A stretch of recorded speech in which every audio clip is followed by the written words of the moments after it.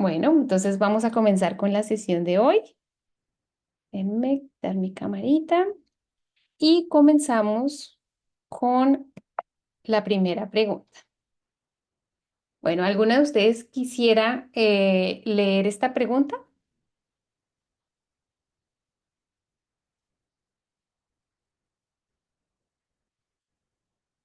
Vale. Entonces yo la voy a ir leyendo y ahí la vamos contestando todos. ¿Listo?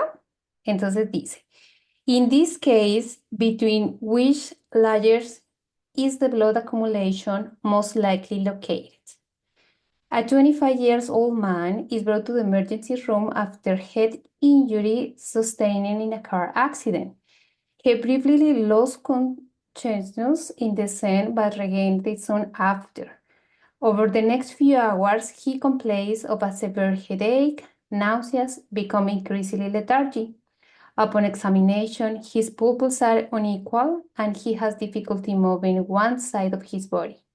A CT scan of the head reveals a lens-shaped hematoma that does not cross suture lines. The patient rapidly deteriorates and requires emergency surgery to evacuate the hematoma. In this case, between which layers in the blood accumulation most likely located? A. Arachnoid matter and pie matter. B. Bone and dura matter. C. Dura matter and arachnoid matter. D. Pia matter and brain surface. And E. Aponeurosis and other periosteum.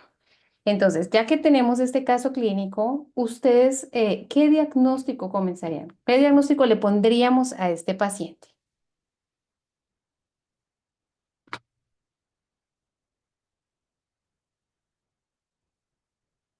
Ahí les estamos viendo en el chat, si quieren participar en el chat o si alguna quiere responder.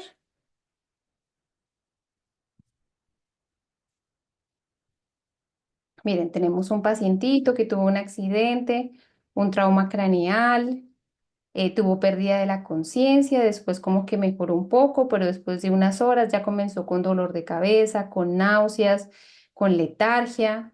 Sí, le toman una tomografía y revela este lens shape hematoma, que no cruza las líneas.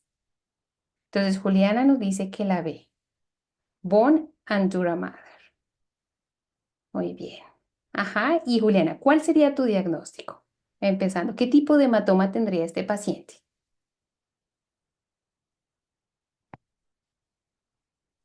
Epidural.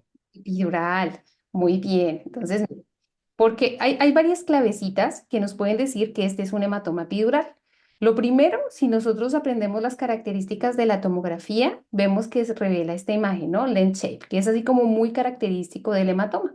Sin embargo, el hematoma epidural también tiene una clínica muy particular y es que inicialmente puede tener una pérdida transitoria de la conciencia, usualmente en el momento del accidente.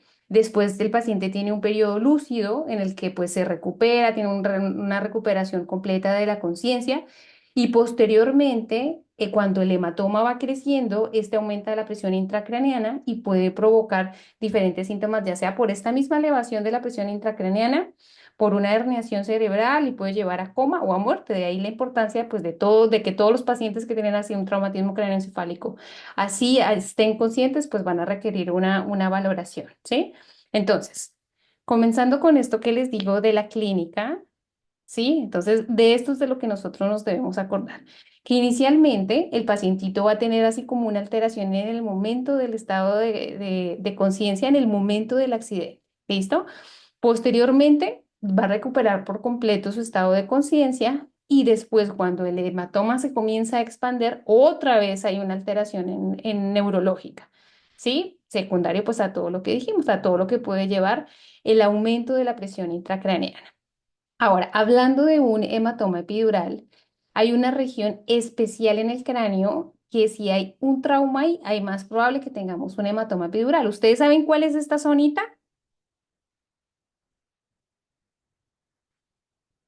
Esta región es el terio, ¿sí?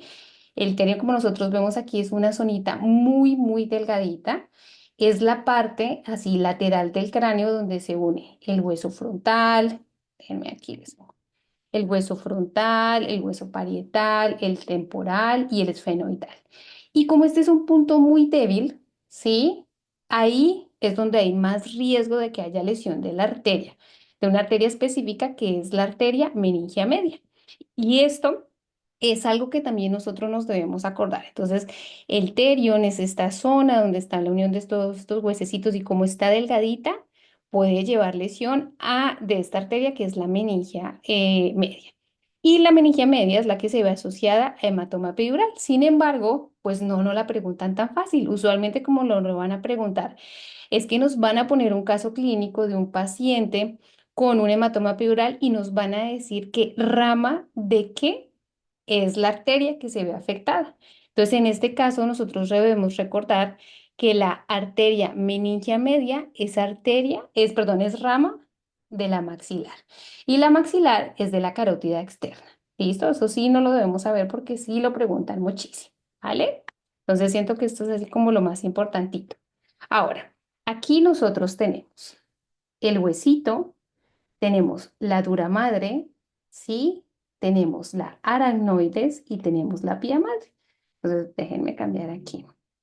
Entonces, tenemos hueso, tenemos dura madre, tenemos aracnoides y tenemos pía madre. Este orden en el que van, ¿sí? De superficial a profundo, nosotros no lo debemos aprender. Y ya que nosotros nos aprendemos eso, ya es muy fácil que nosotros podamos identificar estas preguntas. Si nosotros sabemos que arriba de la dura madre, es decir, entre el huesito y la dura madre, van a ser los hematomas epidurales, ¿sí? Arribita de la dura madre. Abajito de la dura madre vamos a tener los subdurales. Bueno, y entre la aracnoides y la pía madre vamos a tener los subaracnoideos. ¿Listo? Entonces ya son los que nosotros sepamos. Recuerden, dura madre, aracnoides, pía madre. Arriba de la dura madre, superior, epidural.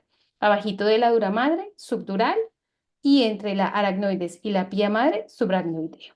Entonces, ya que nosotros tenemos esto, ¿sí? Ya clarito, pues ya nos vamos a ir a la pregunta que nos pusieron. Y vamos a ver una a una, a ver cómo nos va.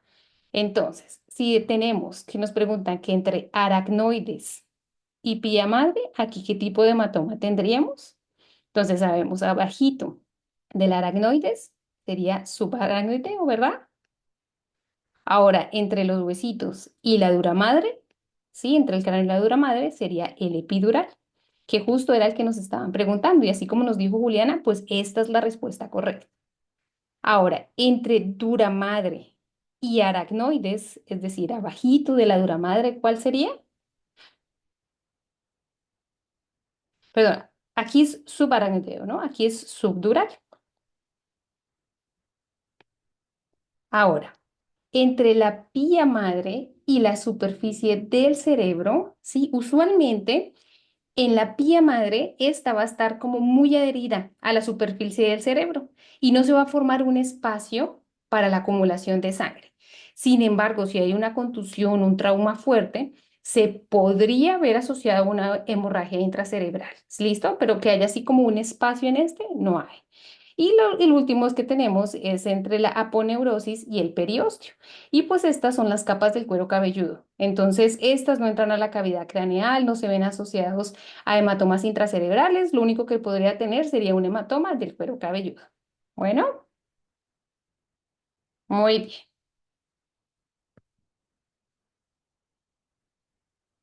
Listo. Vamos con la siguiente pregunta.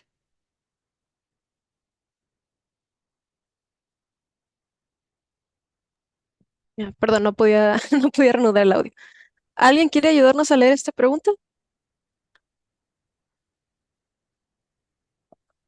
Bueno, si no la leo yo y porfa ustedes pongan en el chat lo que crean que sea la respuesta. A 65-year-old man is brought to the emergency department by his daughter after a fall at home 2 days ago. He lost his balance while walking, but denies loss of consciousness at the time. Since the fall, he has complained of headaches and drowsiness, which have progressively worsened. His daughter also reports that he has been more confused than usual over the past day. He has a history of hypertension, atrial fibrillation, and mild cognitive impairment. He takes aspirin daily. On physical examination, the patient appears drowsy but is able to respond to questions. His blood pressure is 150/90, heart rate is 80, and respiratory rate is 14.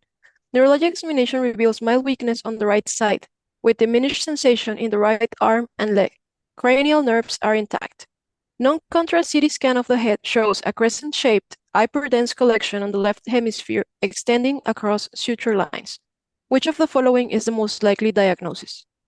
Bueno, entonces aquí tenemos varios datos importantes que nos están dando. El primero es, se cayó hace 2 días, ¿ok? No perdió la conciencia en ese momento. Después empezó con cefalea y somnolencia y fue empeorando progresivamente. La hija dice que lo ve más confundido de lo usual en el último día. Ya tiene 2 días. Ahora, el paciente tiene hipertensión, fibrilación de la aurícula, mild cognitive impairment y toma aspirina diaria. Después, está somnoliento, pero nos puede contestar. Tiene hipertensión, lo demás está bien. Tiene, esto es muy importante, mild weakness on the right side, diminished sensation in the right arm and leg. Los nervios craneales están normal. Ahora, el CT scan nos dice que tiene una crescent shaped, o sea, una media luna hiperdensa en el hemisferio izquierdo que se extiende a través de las líneas de sutura. ¿Alguien tiene alguna idea de qué podría ser esto? B, un hematoma subdural. Sí, muy bien. ¿Por qué un hematoma subdural? Por la forma. Ok. ¿Podemos poner la que sigue? Tenemos varios puntos para decir que es un hematoma subdural. Aparte de Ok. la forma que es típica, también es importante que ellos dan el dato de que se extiende a través de las suturas. Normalmente el hematoma epidural y el hematoma intracraneano, su aracnoide que habla ahí, ninguno extiende la sutura. Excelente. ¿Podemos poner la que sigue? Ok. Ese es un pequeño resumen del subdural.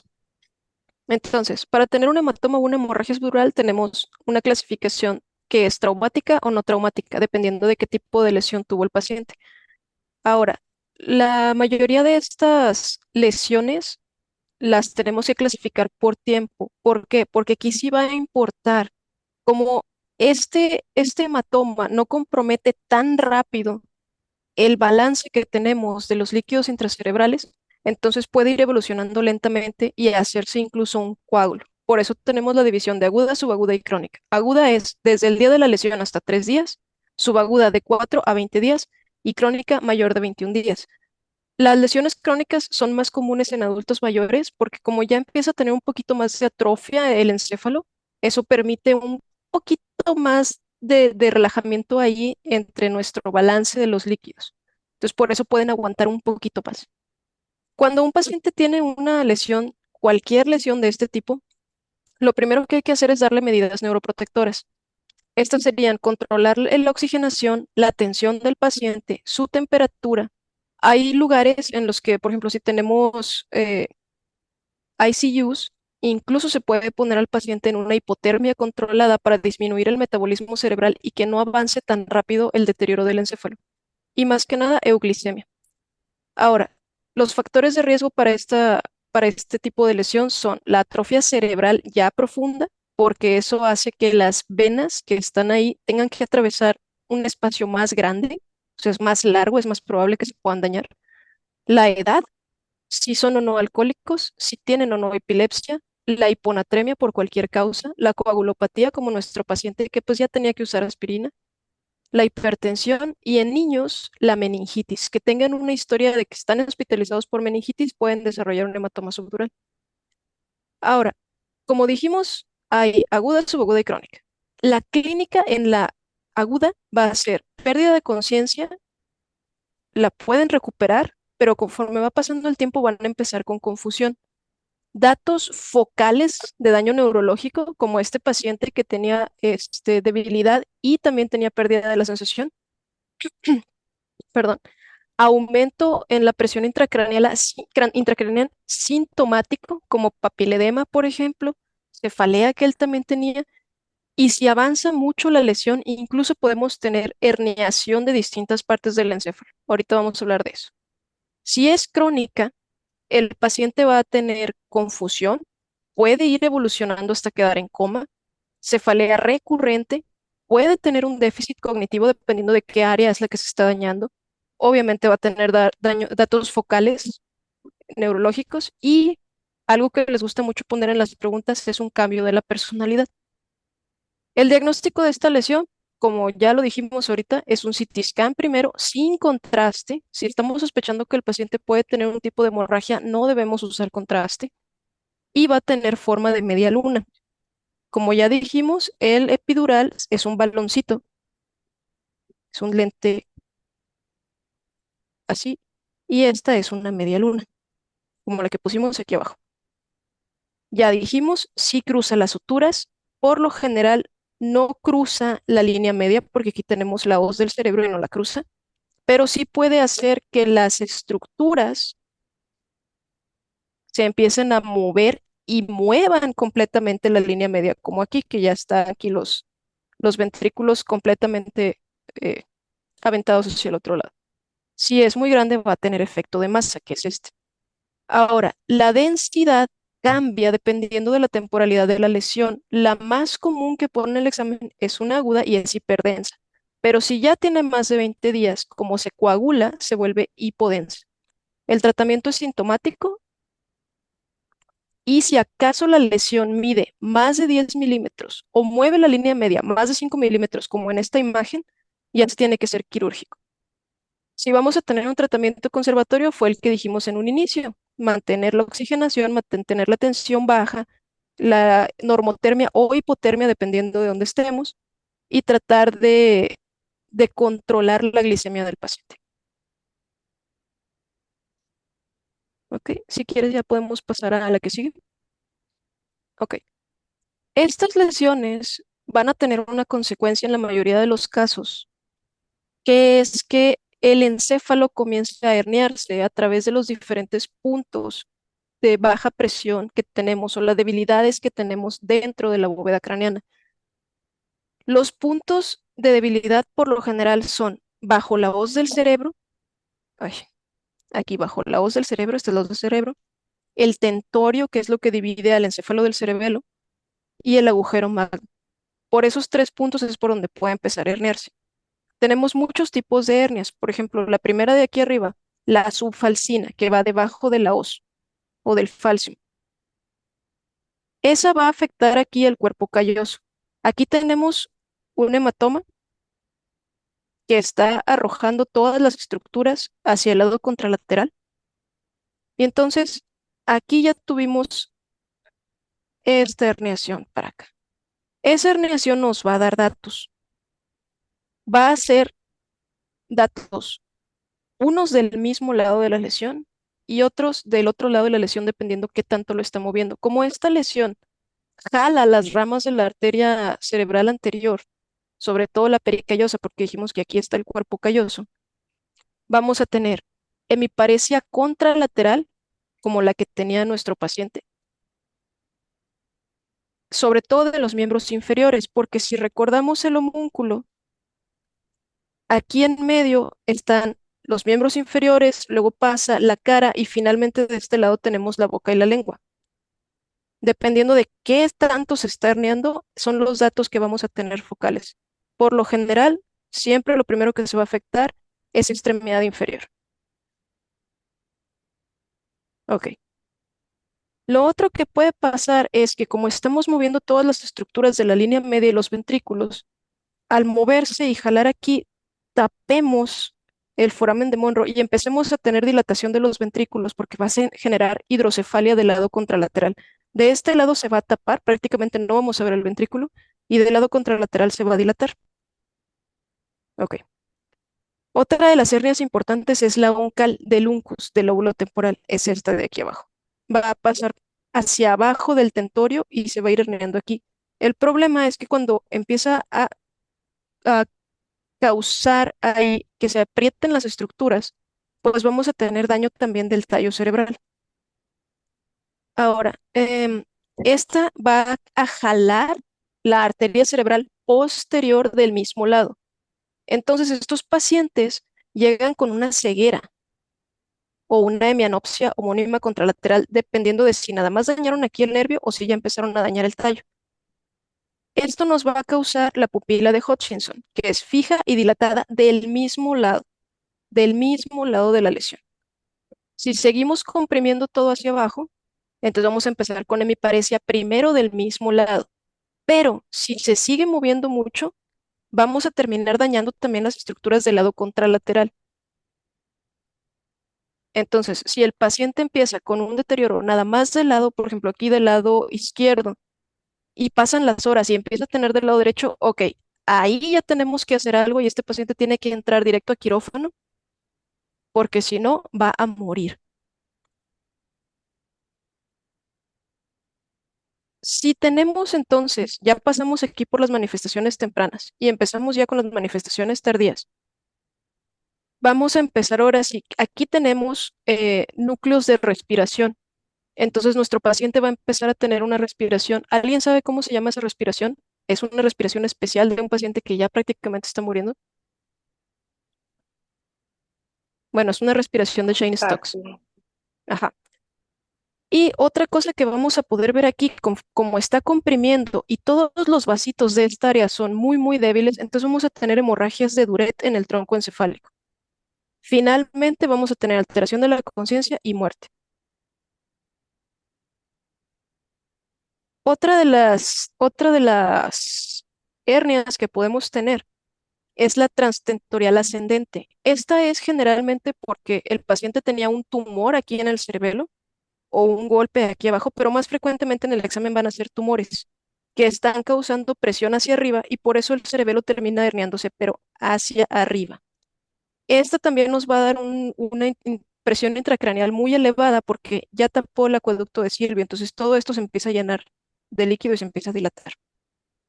Y en este caso, como puede también dañar los nervios oculomotores por la presión, vamos a tener un paciente que tiene paresia de la mirada ascendente, o sea, se va a estar viendo hacia abajo, ¿sí?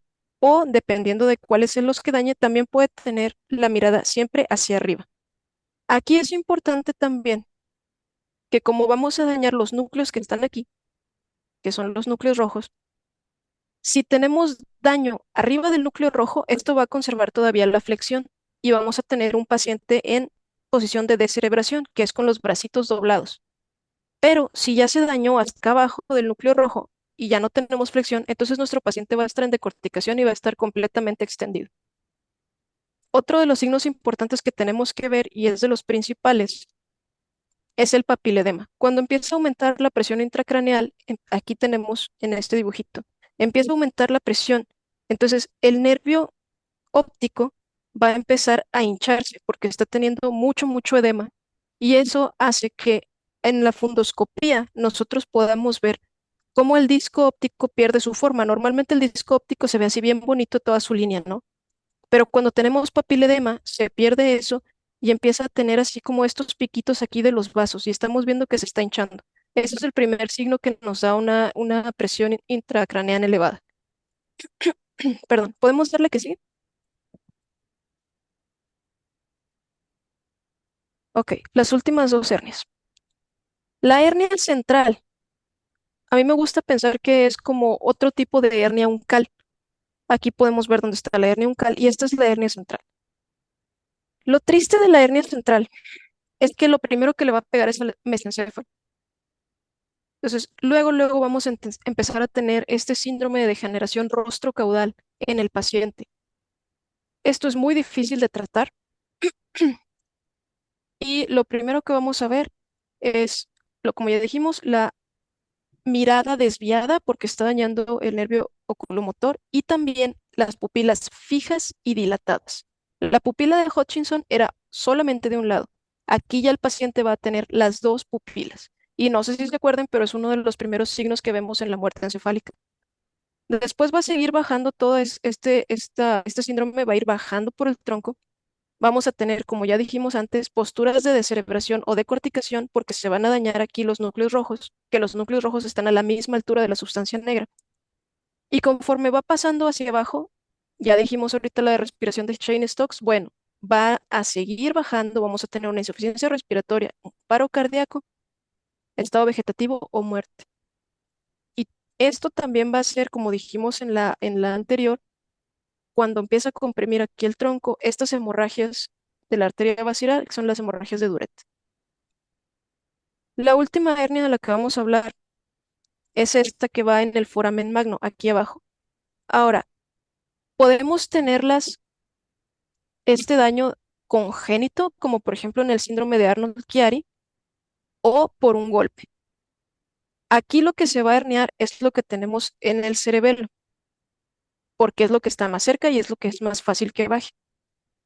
Si tenemos daño aquí en el cerebelo, ¿cuál es uno de los síntomas que también pueden tener los pacientes? Alguien que me diga, ¿qué pasa cuando está dañado el cerebelo?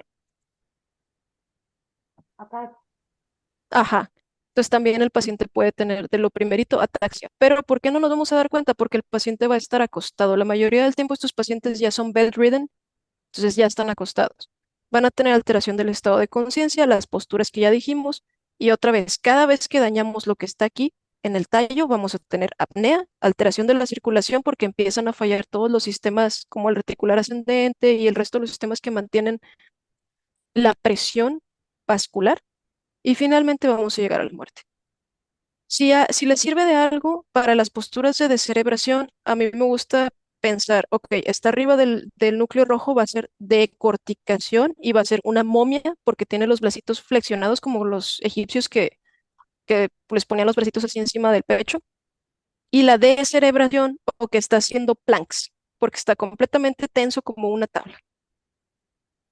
Y bueno, como ya hablamos ahorita tantito de la degeneración rostrocaudal, esto es un síndrome, o sea, un conjunto de síntomas que es síndrome de herniación cerebral, que va a tener un empeoramiento agudo del nivel de conciencia, cambios pupilares, casi siempre vamos a tener pupilas fijas y dilatadas, déficit neurológicos focales como la hemiparesia o que pierda sensación o que pierda fuerza en las extremidades y finalmente compromiso cardiorrespiratorio como bradicardia y apnea.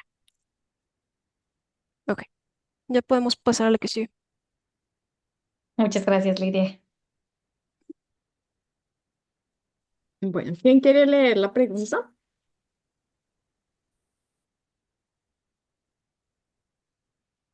Si quieres, yo la leo. Ah, bueno, dale. Which of the following is the most likely risk factor for this condition? A 28-week-old preterm infant is found to have a sudden decrease in hematocrit and an increased head circumference. An ultrasound of the brain reveals bleeding into the ventricular system.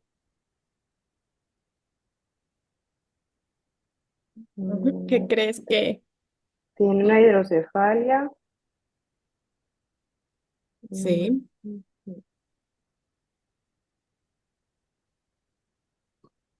¿Y la edad? C, premature birth. Sí, muy bien. Esa es la respuesta. La C. Entonces, pues aquí la pregunta nos decía que era un recién nacido de 28 semanas que mostraba disminución del hematocrito y aumento de la circunferencia del cerebro, pues como macrocefalia. Y cuando le hicieron el ultrasonido, le vieron el sangrado en los ventrículos. Entonces, este es el diagnóstico de este neonato sería una hemorragia intraventricular que se da en los recién nacidos. Y pues uno de los factores de riesgo para que se produzca esta hemorragia es que sean prematuros extremos. Más o menos debajo de las 32 semanas corren el riesgo de presentar el sangrado. Si quieres, darle a la siguiente.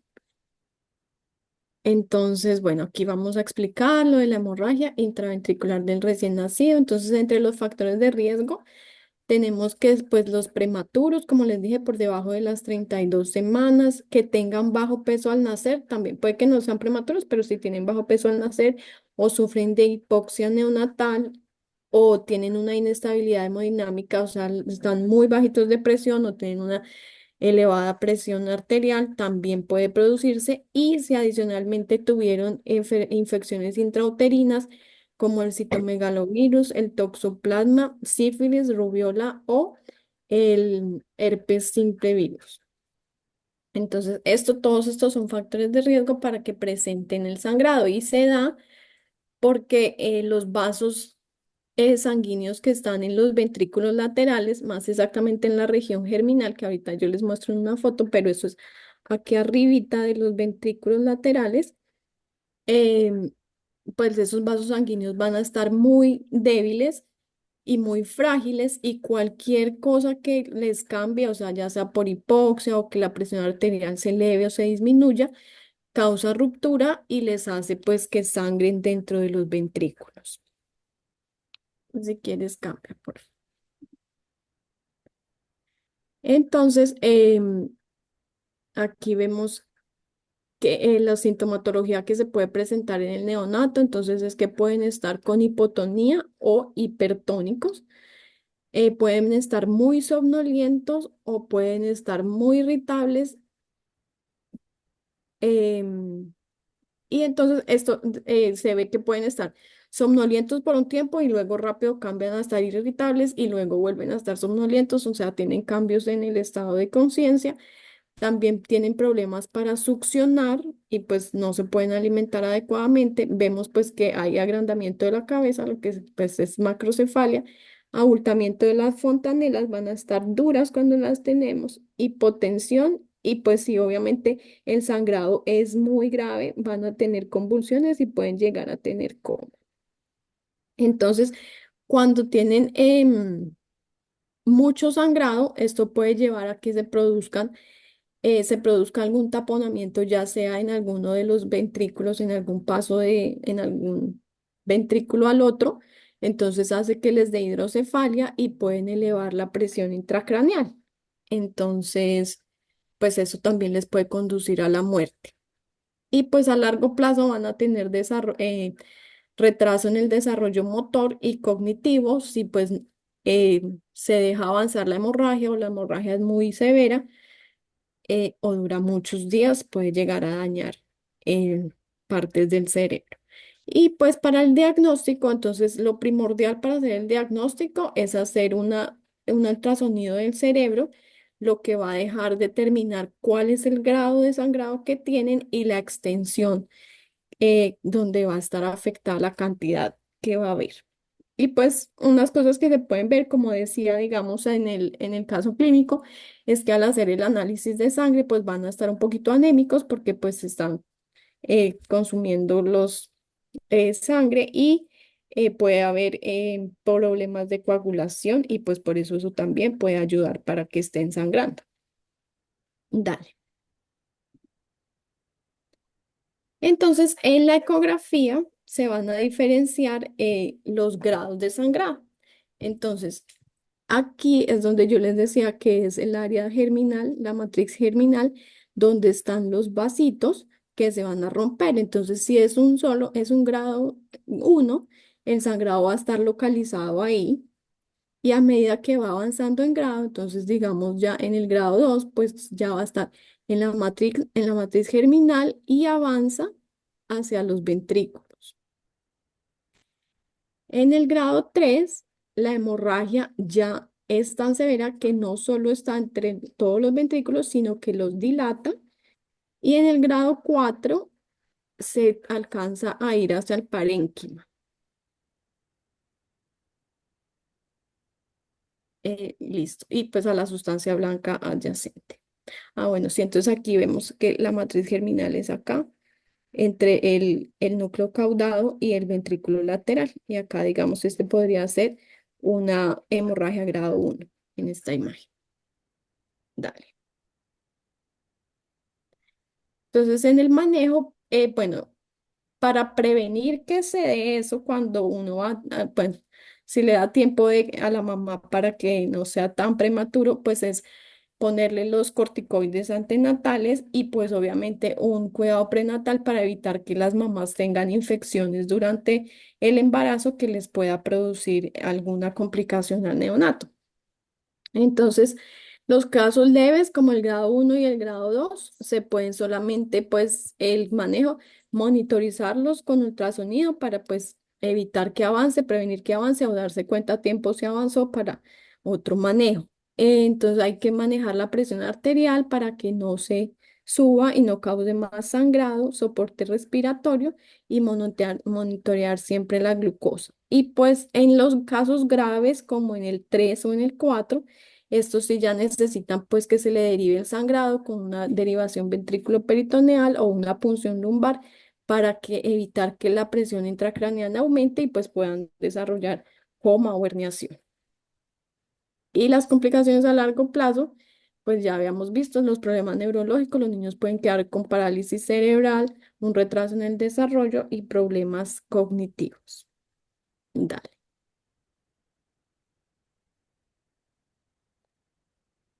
Ok, pasamos a la siguiente pregunta. ¿Alguien quiere ayudarnos a leer esta pregunta?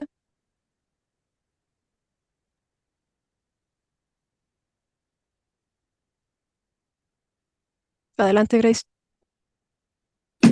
Okay, so dice, which of the following is the most likely underlying cause of this patient's condition? A 45-year-old woman presents to the emergency department with a sudden severe headache that began 1 hour ago while she was at work. She describes the headache as the worst headache of her life. She also reports nausea, vomiting, and photophobia. She denies any history of migraines or head trauma. Her past medical history is significant for hypertension, which is poorly controlled. On physical examination, her temperature is 37.2. Blood pressure is 160 over 95.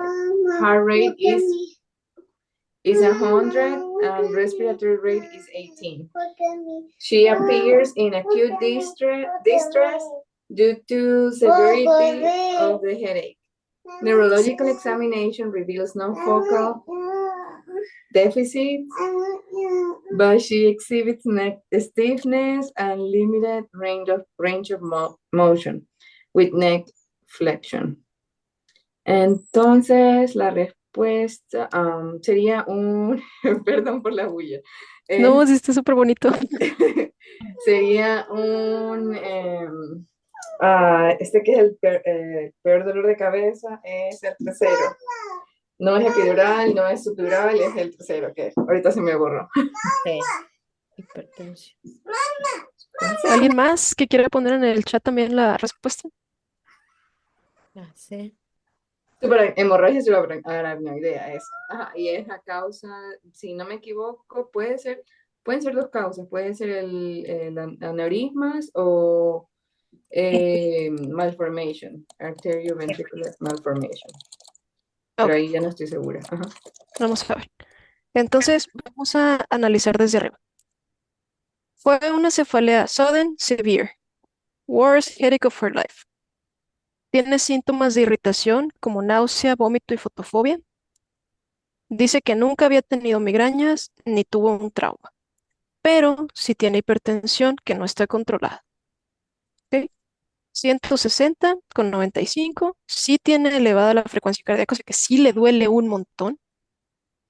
No tiene déficit focal, pero sí tiene síntomas de irritación benigna. Tenemos sangre en el espacio subaracnoideo, que ya pasó a las cisternas basales y está en todas las fisuras. Entonces, sí, este paciente sí tiene una hemorragia subaracnoidea.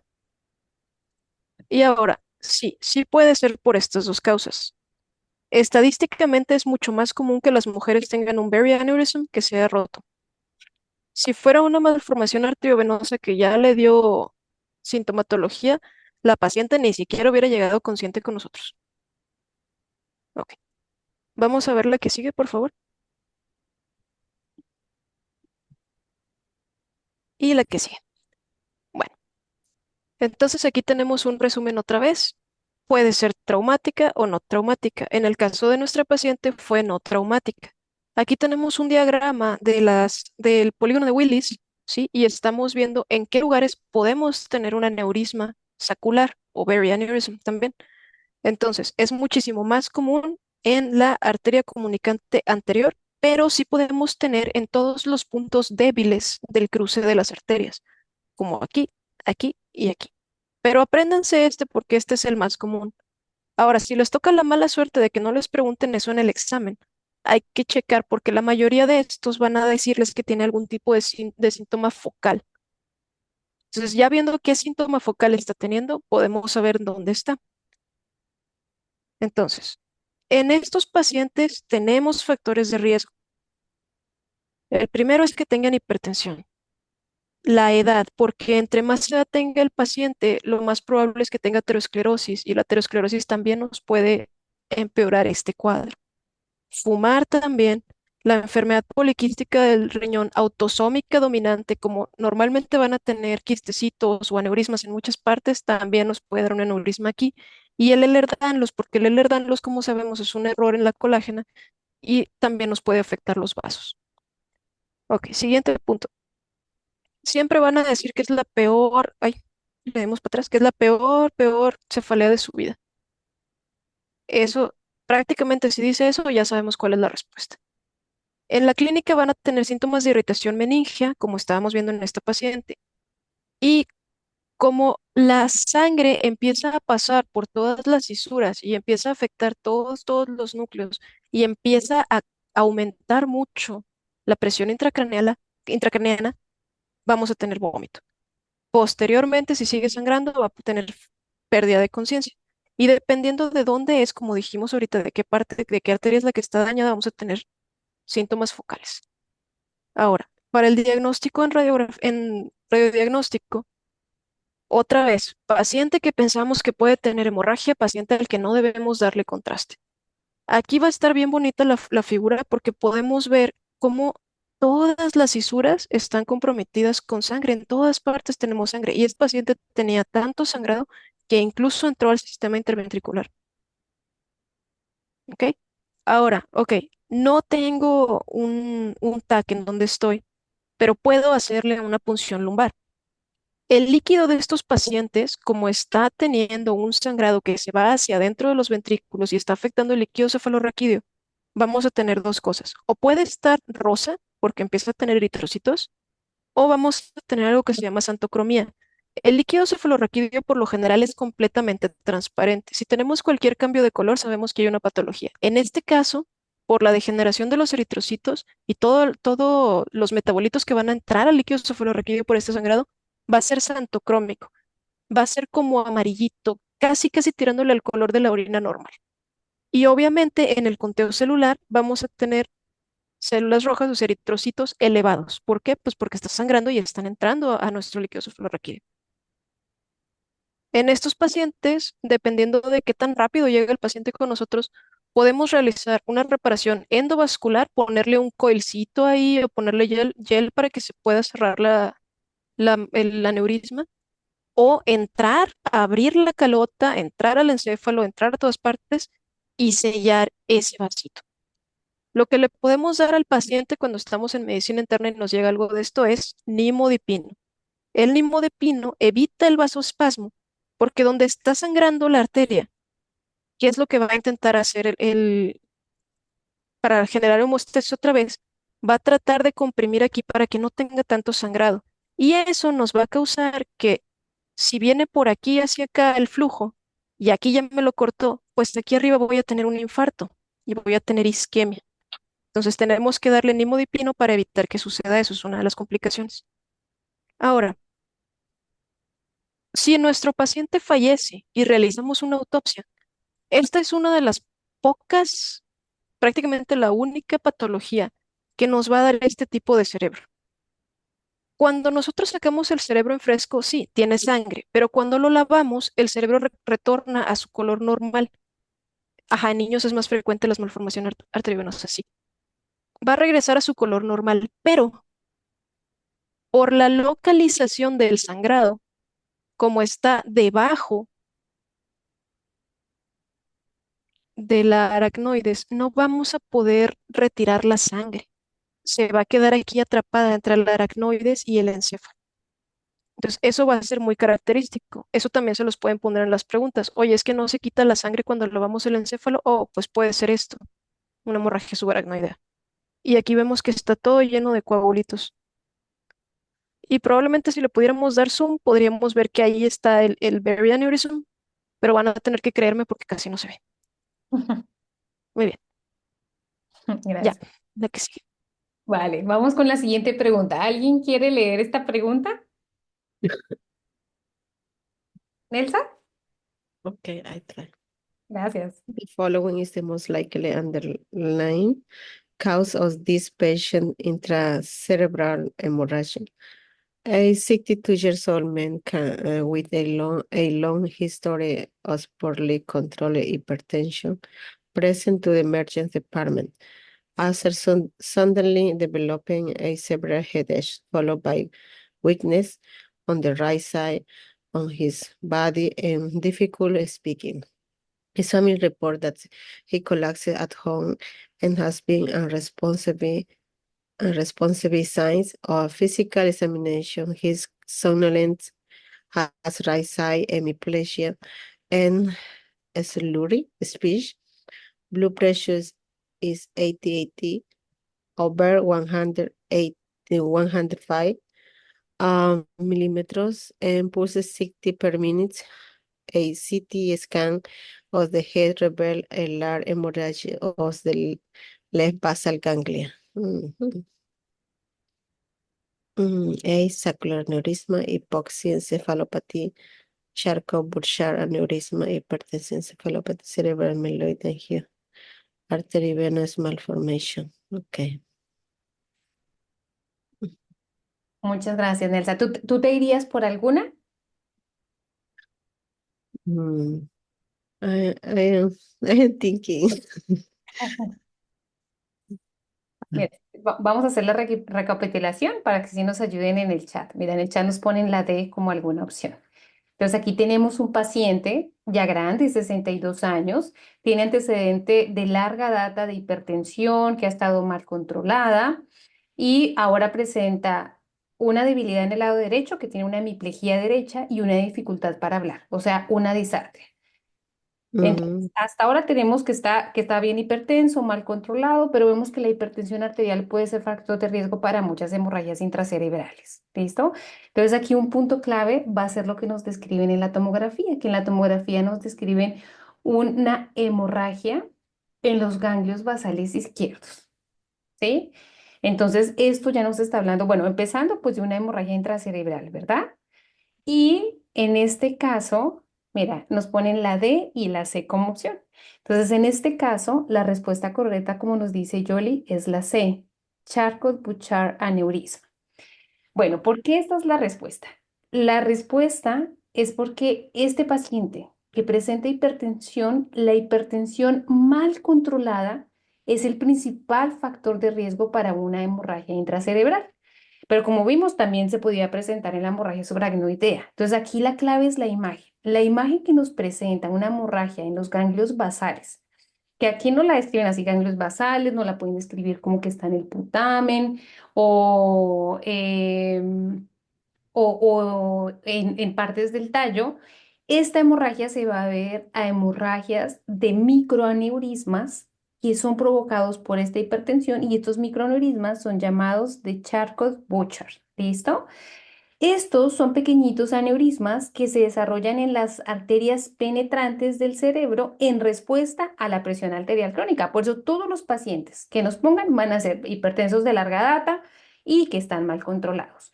Entonces, cuando estos aneurismas se rompen, van a llevar a una hemorragia parenquimal cerebral. ¿Listo? Esta hipertensión crónica mal controlada lo que va a provocar es una hialinización arteriolar progresiva y una necrosis fibroide, porque es una necrosis de los vasitos. Entonces, estas dos alteraciones que nos las pueden describir en la patología van a llevar a que el vaso sanguíneo se debilite, la pared del vaso sanguíneo se debilite y predisponga a la formación de estos aneurismas. Bueno, entonces las manifestaciones clínicas de cómo nos van a poner estos casos clínicos es de pacientes que pueden presentar rápidamente algún deterioro neurológico después de un dolor de cabeza, ya sean minutos u horas, y en este caso presentan un déficit neurológico. Como vimos en el caso anterior, no presentaban un déficit neurológico en la hemorragia subaracnoidea. Aquí sí nos lo van a poner así como muy claro. Déficit neurológico, que este déficit pues nos va a señalar que hay un daño en áreas específicas del cerebro que se encuentren involucrados, como en este caso que teníamos una alteración en el control motor y en el habla, ¿sí? Y nos decían una alteración en el control motor del lado derecho, una hemiplegia derecha, y nos describían la hemorragia en el ganglio basal izquierdo, ¿vale? Entonces, bueno, ahora. Vamos a ver unas imagencitas, entonces como no lo pueden poner así solo, no lo pueden describir, así solo que vemos la hemorragia en los ganglios basales o nos pueden poner la imagen como nosotros vemos, así es como muy característico o puede estar aquí también en el tálamo, en cualquiera de las estructuras como profundas no lo pueden señalar, ¿vale? Y aquí está lo que les decíamos de cómo se forman estos aneurismas. Entonces aquí en las arterias y en las arteriolas se va produciendo la debilidad de los vasos sanguíneos y va a producir la formación de estos aneurismas, que aquí los tenemos, de Barchot-Bouchard, y esto es lo que van a llevar es al sangrado, como vemos, localizado en los ganglios basales, ¿vale? Entonces, si nosotros volvemos a nuestra pregunta original, de aquí podemos sacar varios puntos claves. Entonces, ¿cuál es el factor de riesgo más importante para hemorragia intracerebral? Entonces, el principal factor de riesgo va a ser la hipertensión arterial. Todos nuestros pacientes nos lo van a poner con hipertensión arterial. Si nos preguntan cuáles son las estructuras que están más afectadas, van a ser las estructuras cerebrales profundas, como los ganglios basales, como el putamen, como el tálamo, y los síntomas van a depender de la estructura que esté afectada. ¿Cómo se llaman los microaneurismas que se van a romper? Aquí estaba nuestra respuesta, ¿verdad? De Charcot. Y la diferencia con otras hemorragias o con otros diagnósticos diferenciales lo vamos a hacer con la tomografía. Igual una tomografía simple como nos explicó Lidia. Ahora, si pensamos en un saccular aneurisma, ya Lidia nos lo explicó, ¿sí? Sería una hemorragia subaracnoidea. Pero pues los hallazgos en la tomografía son completamente diferentes, ¿no? Más el historial, más puede tener hipertensión, pero la descripción del dolor de cabeza, como un dolor de cabeza el peor de la vida, más que presente signos meningios, por lo tanto, esta la descartamos. Ahora, una encefalopatía hipóxica, estos casos clínicos no lo pueden presentar en pacientes que han presentado o un paro cardíaco o una insuficiencia respiratoria grave, o sea, algo que nos haya hecho que haya una falta de oxígeno en el cerebro. Y aquí lo que nos van a describir es que va a haber una lesión cerebral difusa. O sea, no nos van a describir hemorragias focales ni algún déficit neurológico focal, sino ya es una lesión cerebral difusa. Como vimos, pues que es la hemorragia intracerebral secundaria a hipertensión arterial mal controlada. Y nos podemos confundir muy fácilmente con la encefalopatía hipertensiva, ¿no? Porque es lo primero en lo que pensamos. Este paciente está hipertenso, no se controla, pues lo vamos a pensar que sea una encefalopatía hipertensiva. Entonces, aquí tenemos una hemorragia hipertensiva, que es diferente a la encefalopatía. Entonces nos toca leer bien para que en el momento que nosotros respondamos nuestras preguntas no nos confundamos. Cuando nosotros hablamos de una encefalopatía hipertensiva, muy probablemente nos lo van a describir por un aumento repentino de la presión arterial, que puede llevar a un edema cerebral difuso, alguna disfunción. Los pacientes pueden presentar síntomas como dolor de cabeza, como confusión, emesis, a veces pueden convulsionar, pero como tal no van a tener síntomas focales y en las imágenes no nos tienen por qué describir hemorragias intracerebrales, sino ya estaríamos hablando de una ruptura de un aneurisma, como nos lo pusieron en nuestro caso clínico. Ahora, cuando nos están hablando de una angiopatía cerebral amiloide, de esta nosotros ya habíamos hablado en nuestra clase de demencias, que esta era la que nos describían en los adultos mayores y en los adultos que tenían Alzheimer. Y algo muy característico y que lo he visto así en todas las preguntas es que esta no lo van a poner como hemorragias lobulares. Entonces, cada vez que nos digan que es la hemorragia de un lóbulo, vamos a pensar de una vez en una angiopatía amiloide. También nos podrían poner la imagen de patología del microscopio para que nosotros identifiquemos la angiopatía amiloide. Entonces, recordemos angiopatía amiloide, usualmente adultos mayores con Alzheimer y lobular. Aquí sí va a ser lobular.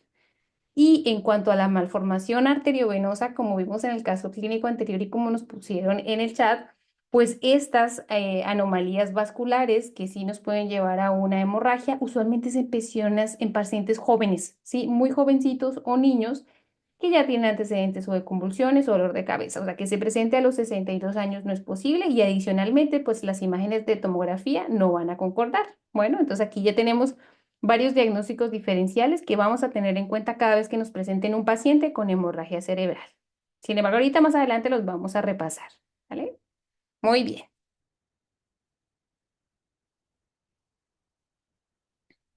Bueno, ¿quién quiere leer esta?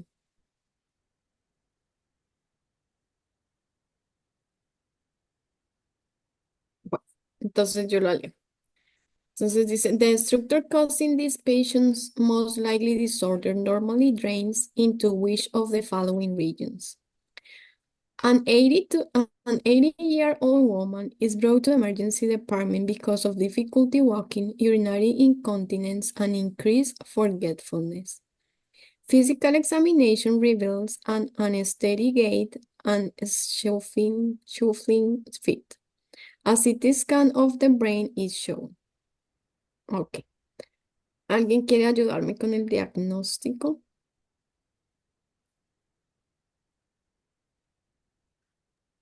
Mm, ¿Podría ser una hidrocefalia? sí es, Sí. sí es. Entonces, si es una hidrocefalia, pues acá en la tomografía vemos la dilatación de los ventrículos, pues porque están con mucho líquido cefalorraquídeo, entonces pues ese es el diagnóstico para hacer una hidrocefalia.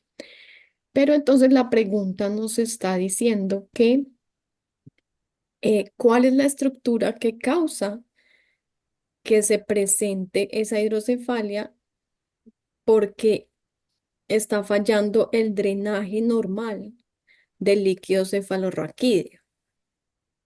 Entonces, Cavernos finos.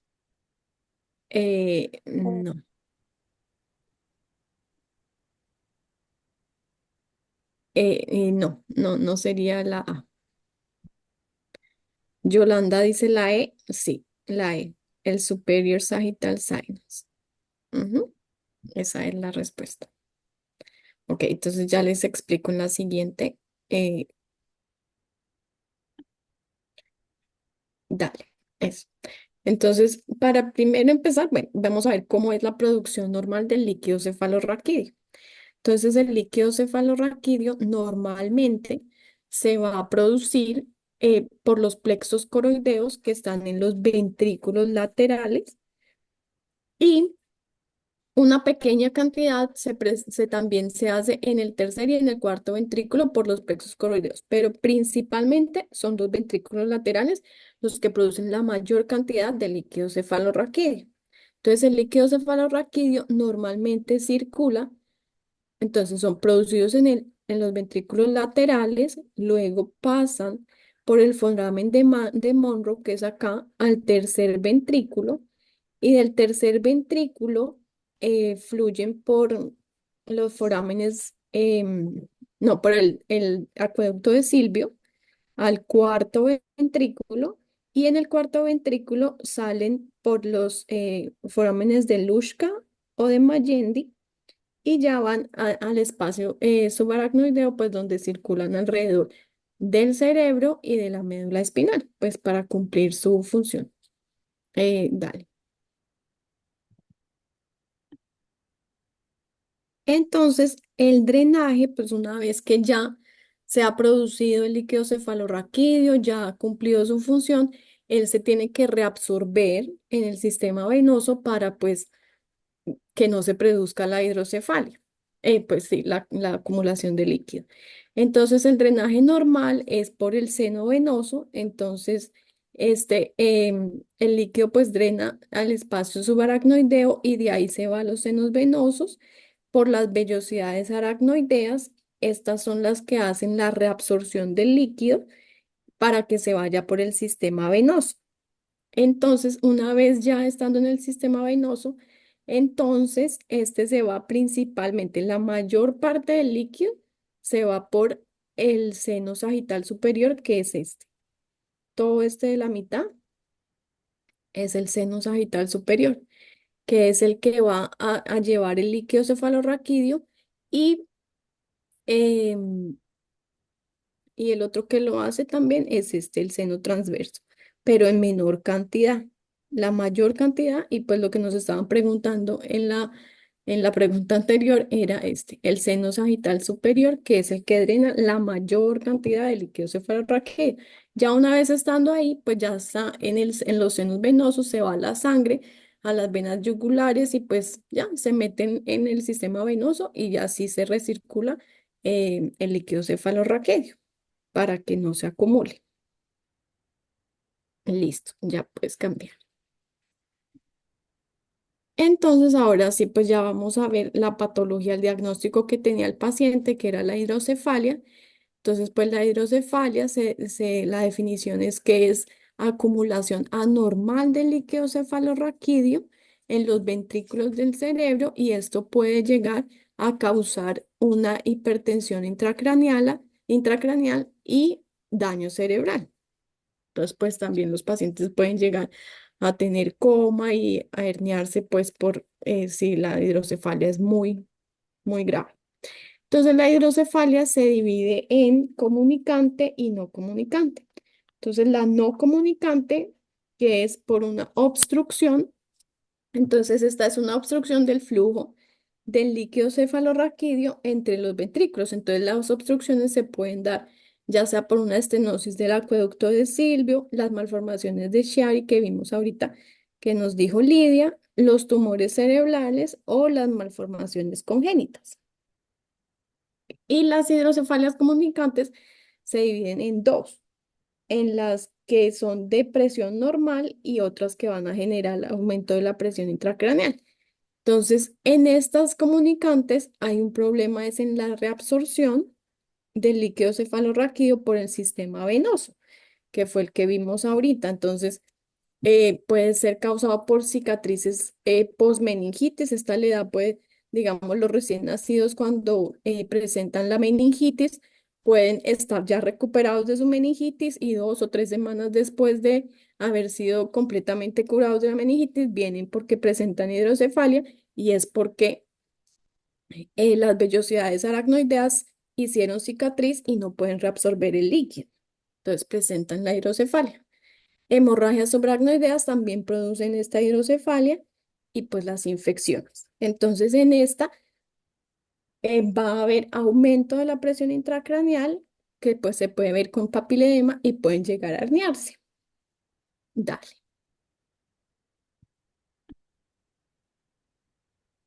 Y esta, que es la hidrocefalia, esta también se divide en las comunicantes, pero esta es con presión normal. Esta era la que nos hablaba el caso clínico, porque el paciente que nos estaban mostrando tenía pues disfunción cognitiva, dificultad para la marcha y la incontinencia urinaria. Entonces, esta hidrocefalia es más de pacientes de edad avanzada, no se sabe por qué se da y pues entonces en esta el líquido cefalorraquídeo se acumula en los ventrículos, pero la presión es normal y es normal porque en los adultos mayores pues el cerebro ya tiende como a hacerse un poquito más chiquito, entonces pues le da espacio para que los ventrículos crezcan y no les genera hipertensión intracraneal. Y pues esta puede causar que por aumento de los ventrículos, entonces hace aquí en la corona radiada, hace una distorsión, o sea, como que empuja un poquito esto, entonces esto es lo que hace que se presenten la triada de los síntomas, que es la incontinencia urinaria, la dificultad para la marcha y la disfunción cognitiva. Y pues los síntomas se pueden reversar fácilmente haciéndole simplemente un drenaje con un drenaje ventriculoperitoneal y pues ya los pacientes vuelven a recuperar su función normal. Dale. Entonces aquí les hice pues este cuadro como para ver los síntomas que se pueden dar en las diferentes edades. Entonces en el recién nacido y en los lactantes, entonces pues va a haber el aumento de la circunferencia intracraneal, pues macrocefalia, abultamiento de las fontanelas, porque pues ellos tienen las fontanelas abiertas, así se puede ver, se puede ver que las venas del cuero cabelludo van a estar como congestionadas, entonces se van a ver muy marcadas.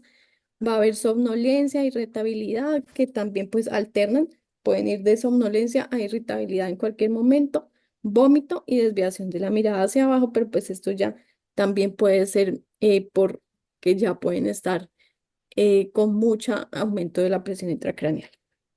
En los niños mayores y en los adultos jóvenes, entonces se da cefalea crónica que va aumentando en intensidad, pero pues no es que de un día para otro amanecieron con un dolor de cabeza severo, no. Va aumentando hasta que la intensidad es muy severa. Puedes dar vómitos, somnolencia y pues pérdida de las habilidades mentales. Y en los adultos mayores, como ya les decía, es la triada de demencia, incontinencia urinaria y dificultad para la marcha. En este, en el first aid, pues está como que dice que wet, wobbly and wacky. Es así como los definen. Dale. Entonces el diagnóstico, pues en el recién nacido, pues se pueden evaluar con ultrasonido cerebral para ver la hidrocefalia y pues ya en los adultos o en los niños más grandes, donde las fontanelas ya están cerradas, pues entonces se hace con TAC o con resonancia para visualizar pues la dilatación de los ventrículos y ver cuál es la causa de la obstrucción, ya sea pues si hay un tumor o si hay una estenosis. Entonces así se determina pues la causa para pues poder hacer el tratamiento. Entonces pues el tratamiento pues es la derivación ventrículo-peritoneal, pero pues obviamente hay que tratar la causa que está causando el problema. Entonces ya sea si tiene una infección pues darle antibiótico o si hay un tumor pues sacar el tumor para evitar que haga la compresión. Dale. Perfecto. Muchas gracias, Sarita. Entonces ya Vale. vamos para la parte de repaso. Vamos a repasar de todas las hemorragias que hablamos hoy. Sabemos que pueden ser un poquito confusas y sobre todo si leemos rápido los casos clínicos, tal vez podamos tener pequeños errores. Entonces vamos a hacer el repaso. Tal vez sientan que repetimos mucho, pero la idea es que nos quede bien fijo este conocimiento. Entonces, les pido a todas que prendan su micrófono, a todos que prendan su micrófono o que participen en el chat, ¿vale? Como ustedes gusten. Entonces, vamos a comenzar. Entonces, ustedes recuerdan, si nosotros acá tenemos el cráneo y si acá tenemos el cerebro, ¿sí? ¿Cuál es el orden aquí de las casillas? La primera, ¿qué es? La primera que Dura tenemos. madre, Dura, muy bien. La segunda que tenemos, aracnoides, Aracnoides, y la tercera, Tía madre. pía madre, madre, Yeah. una hemorragia entre, ¿cómo se llama la hemorragia que está entre el cráneo y la dura madre? Subral. Epidural. epidural, Exacto, arriba. Y abajo de la dura madre, subdural, Subdural. subdural, abajo del aracnoides.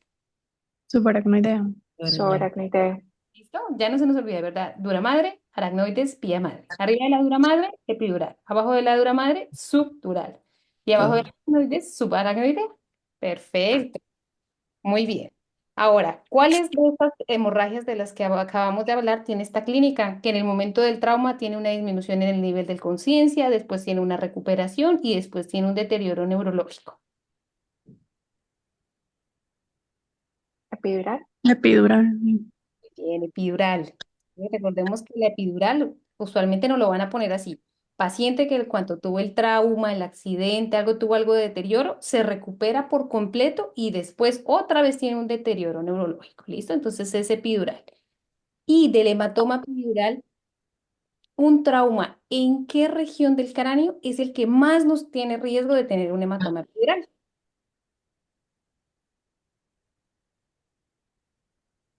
Perfecto. El terion, súper, súper bien, ¿no? Porque está ahí muy delgadito. La unión de tus súbitos ahí está muy delgadito, entonces hay más riesgo. Entonces, sí, ahí muy cerquita al temporal.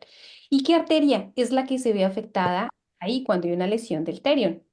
Meningia media. meninge media, Perfecto, meningia media. ¿Y la meningia media es una rama de qué arteria? maxilar, Excelente, maxilar. Esto sí que no se nos olvide. Yo ya lo he visto en 2 preguntas. Entonces lo preguntan de diferente forma, pero es una rama de la maxilar. Ahora, vamos a diferenciar entre hematoma epidural, entre hematoma subdural, entre hemorragia subaracnoidea, entre hemorragia hipertensiva y entre hemorragia lobar, ¿sí? Entonces, si nos dicen que es una hemorragia que típicamente ocurre después de una ruptura de la arteria meningia media, ¿en qué hematoma pensamos? Epidural. Epidural. Exacto, como lo acabamos de ver, ¿verdad? ¿Cuál se Sí. ve asociado a mecaneurismas de Charcot-Bouchard? Hypertensive hemorrhage. Tensión hemorrágica. Muy bien, hipertensión hemorrágica. ¿Cuál es secundaria a la ruptura de bridging veins? Lobar hemorragia. ¿Cuál, discúlpame? Muy bien, en el nos ponen subdural. Subdural, ¿listo? De las venas pueden. ¿Cuál típicamente es secundaria a una fractura del hueso temporal, específicamente del terio? Epidural. Epidural. Epidural, perfecto. ¿En cuál hay una acumulación de sangre entre la dura y la aracnoides? Subdural. Perfecto, subdural. Y si dijéramos entre la dura y el cráneo, Epidural. ajá. Y si dijéramos entre la aracnoides y la pía, Subaracnoidea. Subaracnoidea. muy bien. ¿Cuál es secundaria a una angiopatía amiloide? Lobar hemorrhage. Lobar. Exacto, lobar hemorrhage. Perfecto, muy bien. Entonces, este tamaño de lens shape biconcha hematoma, ¿a cuál se ve asociada? Epidural. Epidural. Sí, que es la redondita, que es como un limoncito, ¿eh? Y que no cruza las suturas. Súper importante que también lo vimos en los casos clínicos. Entonces, ¿cuál es más comúnmente asociada a una ruptura de un aneurisma arterial? Hipertensión. Subaracnoidea. Subaracnoide. Muy bien, subaracnoidea. Ahora, ¿cuál es secundaria a lesiones hipertensivas que pueden afectar los ganglios basales, el tálamo, cerebelo o pons? Hypertensive. Hipertensiva. Perfecto, muy bien. Ahora, lesión hipertensiva que afecta algún lóbulo en particular, perdón, hipertensa, una lesión hipertensa que afecta algún lóbulo en particular. Subdural. Lobar. Lobar, muy bien, así como su nombre lo indica, lobar, ¿no? Que era la de la angiopatía amiloide, ¿sí? Que afecte un lóbulo, ya no te escriban parietal, occipital, que son los más comunes, pero también frontal. Ahora, esta característica de la imagen en tomografía, crescent shape hematoma. Subdural. Subdural. Perfecto, como lo puso Lidia, ¿no? Una media lunita o a veces también lo escriben como un platanito. Ajá. Banana. Ahora, sudden carb headache or the worst headache of my life. Oh, Subaracnoide. Exactamente, ¿verdad? Subaracnoidea. Ahora, ¿cuál es secundaria a una hipertensión no controlada? hipertensión. Hypertensive hemorrhage. Ajá. Ahora, si vemos esta imagen, ¿cuál? En subdural. Exacto, subdural, ¿no? El crece, ¿no? Quita, ¿sí? O como, miren, ahí está, como lo Banana. en forma de platanito. Ah, subdural. En esta, ¿en qué pensamos? Epidural. Epidural. Subdural, sí, muy bien. Ya está la redondita, la limoncito, ya redondito, ¿vale? En esta, Subaracnoidea. perfecto, subaracnoide. Esta, Ese es lobar. Lobar. Oh, oh. No. hipertensión. Hipertensiva hemorrágica. Hypertensive. Sí, perfecto. Y aquí vemos la diferencia. Esta. El lobar. Lobar. Y justo como esas pueden ser tan confusas, les pusimos esta imagen donde subaracnoidea no hay confusión, ¿verdad? Vemos como la sangrecita está así bien distribuida en todos los surcos. Ahora, la basal, vemos cómo precisamente puede estar afectando los ganglios basales, también puede estar más central, así en el tálamo, por ejemplo, y dijimos que es secundaria ¿qué? A hipertensión. Y la lobar, si ven, ya está más lateral, puede estar en cualquiera de los lóbulos y usualmente dijimos que es por angiopatía, ¿no? Angiopatía amiloide. Ya con esta imagen, ya para que nos quede un poquito más claro por si se nos confunden estas dos últimas. Ok, esta imagen es de las herniaciones. Se me olvidó mencionar una que por lo general la hacen los neurocirujanos, que es el número 4 que está aquí. Ese quitan un pedacito del cráneo para que pueda fluir por ahí, para que salga por ahí un poquito del encéfalo y poder disminuir la presión intracraneal. Por eso no la mencionamos, porque esa es hecha por nosotros los médicos. Pero bueno, ¿alguien me puede decir cómo se llamaba la que tiene el número 1?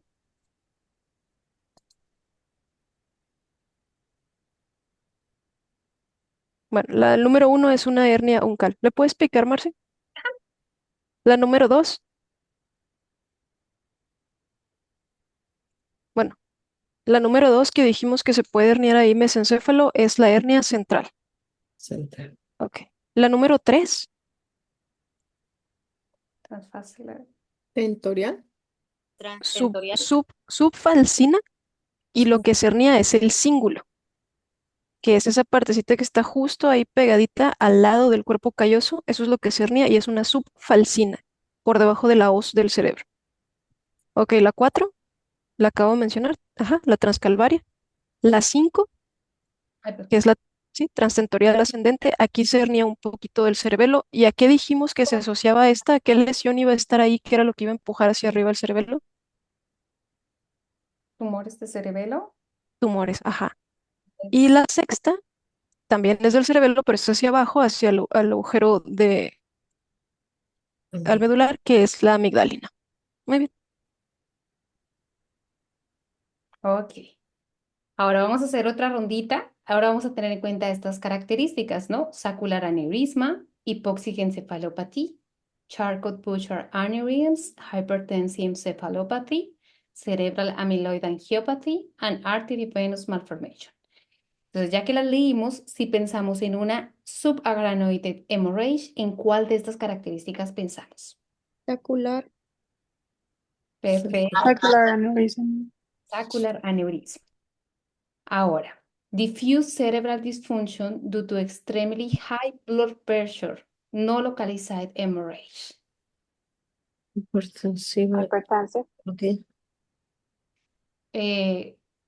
¿Cuál? Hypertensive hemorrhage o hypertensive encephalopathy. Encephalopathy. Encéfalo. Entonces tenemos una disfunción, pero no vamos a tener hemorragia. Ahora, hypertensive intracerebral hemorrhage. Charcot-Bouchard Charcot-Bouchard. aneurysm. Charcot-Bouchard aneurysms, que eran los que veíamos, ¿no? Ahí sí que se formaban, que había una disfunción en la pared. Global hemorrhage. Amyloid. Amyloid angiopathy. Muy bien. Cerebral amyloid. Muy, muy bien. Intracerebral hemorrhage in young patient. Arteriovenous Arteriovenous malformation. malformation. Arteriovenous. Venous malformation. Ahí no van a estar hipertensos de larga data ni todas estas enfermedades crónicas que nos pondrían, por ejemplo, en una hemorragia subaracnoidea, ¿no? Global ischemic injury. Hypoxic Hypoxic. encephalopathy. Hypoxic. Hipoxia, un paciente que se infartó, que tiene una falla respiratoria, cualquier hipoxia nos va a llevar a una isquemia global, ¿no? Cerebral.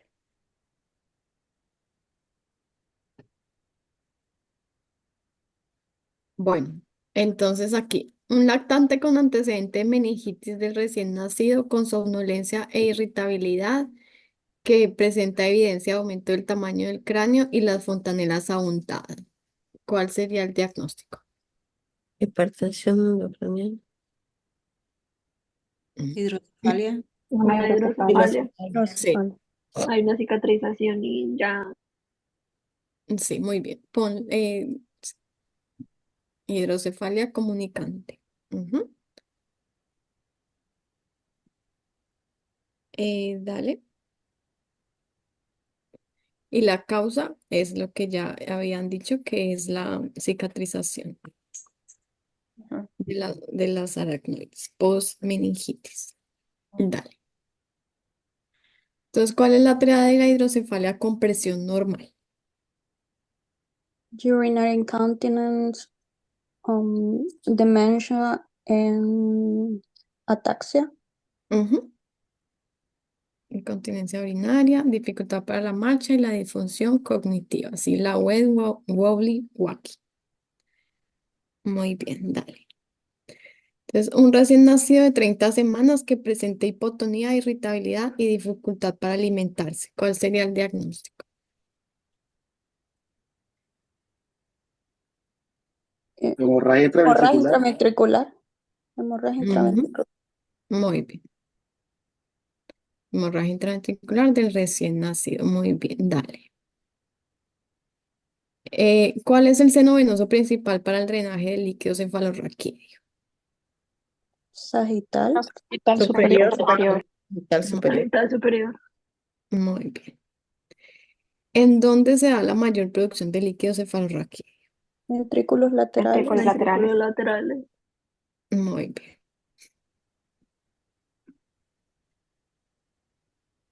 Ok, ¿cuáles partes del cerebro más comúnmente son afectados por una hemorragia intracerebral hipertensiva? Mm, Pues tenemos un paciente muy hipertenso, no controlado, que presenta una hemorragia Los ganglios basales. Sales. por los ganglios basales. ¿Y qué ruptura de qué aneurisma se ve en este tipo de hemorragia? Charcot-Boucher. Vamos. Charcot-Boucher. ¿Y cuál es el principal factor de riesgo para que se rompa este aneurisma? Hipertensión. No controlo. Crónica no controlada. Ahora, vamos a ir llenando este cuadrito, ¿listo? Entonces aquí tenemos un hematoma epidural, un subdural y una hemorragia subaracnoidea.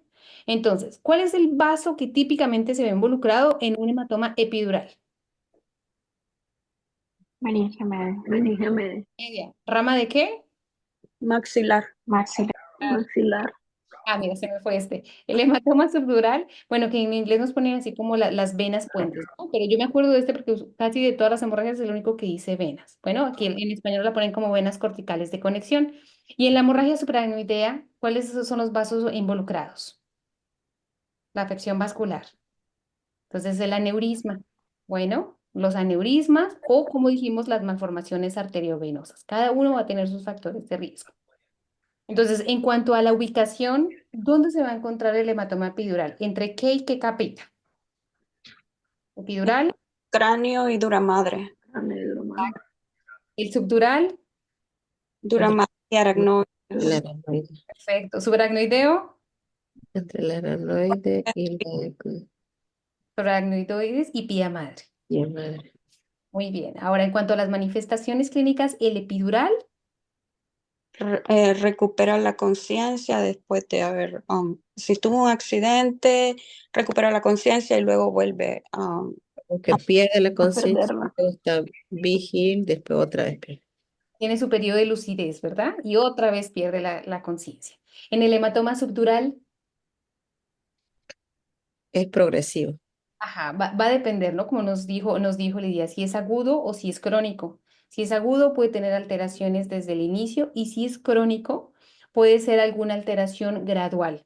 Y usualmente estos crónicos son en los pacientes de mayor edad.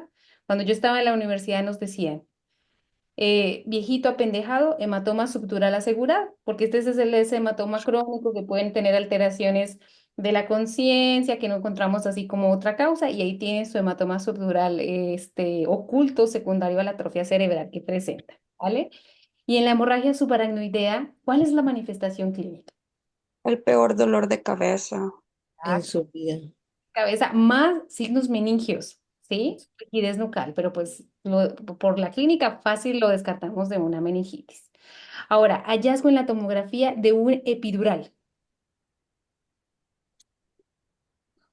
Lo del limoncito, el Lente hematoma biconvexo. Convexo. Y en el Banana. subdural, Banana. La media. Banana. muy bien, Ujú. el de la media lunita, ¿no? El que es. Y en la subaracnoideo, Un cafecito. perfecto, todas las cisternas, ¿no? Vamos a encontrar las cisternas en toda la sangre y como dijo Lidia, si se laven, pues no van a tener alguna recuperación.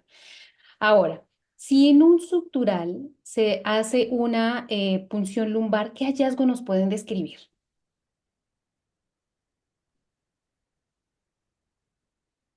Es santocromía, ¿no? Santocromía.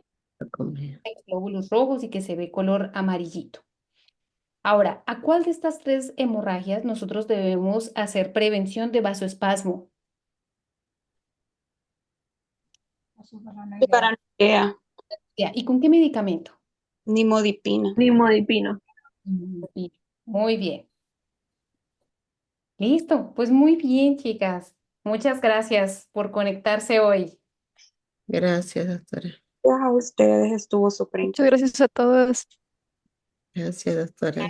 Nos vemos la otra semanita. Ah, y les queremos comentar que a partir de la otra semana vamos a llevar el calendario como lo va llevando el grupo de Patoma. Entonces nosotros vamos a ir haciendo igual casitos clínicos de lo que vayan a ver esa semana en Patoma. Creo que la otra semana ven inflamación. Entonces así lo reforzamos todo para que ustedes también si tienen chance de un sábado en la noche unirse a esa clase, pues las vamos complementando los dos grupos. Bueno, entonces muchas gracias. Nos vemos la otra semanita. Gracias, doctora. Gracias, Bye. doctora. Excelente. Buenas noches. Bye.